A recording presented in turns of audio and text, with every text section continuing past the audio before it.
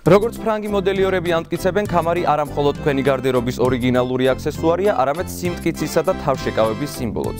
განსაკუთრებით დიდ მნიშვნელობას მას მამაკაცები ანიჭებენ, თუმცა ხშირ შემთხვევაში ვერ ერკვევიან ქამრის შერჩევის პრინციპებშიც. ქალებისათვის ქამარს გარდა პრაქტიკული ფუნქციისა თავმოწონების დატვირთვაც გააჩნია. ნებისმიერ შემთხვევაში ქამარი უნდა შეირჩეს თქვენი სტატუსისა და ჩაცმულობის სტილის მიხედვით. ასე რომ მაესტროს ტელერეცეპტი გირჩევთ. თუ მამაკაცი რესპექტაბელურ და საქმიან იმიჯს იქმნის, საჭიროა მუქი ყავისფერი ქამრები, რომელზეც ფირმის ნიშანი ან მოდელიორის სახელია მინიშნებული. თუ შარვალი განიერი და თხელი ფაქტურისაა, მიზანშეწონილია გრძელი და ვიწრო თასმებით გაწყობილი ქამარი.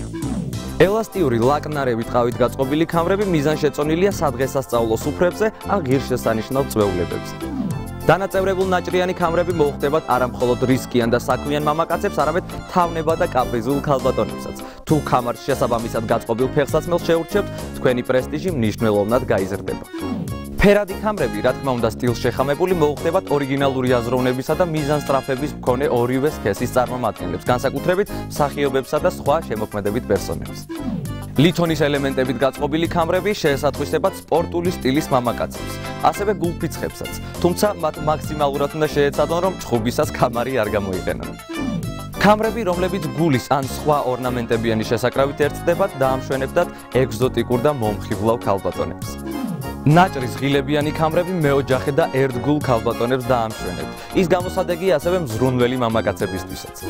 და ბოლოს, საერთო საბმელი ჩეკრული რამოდენიმე ქამარი თავქარიანებსა და უცნაურებს დაამშვენებთ.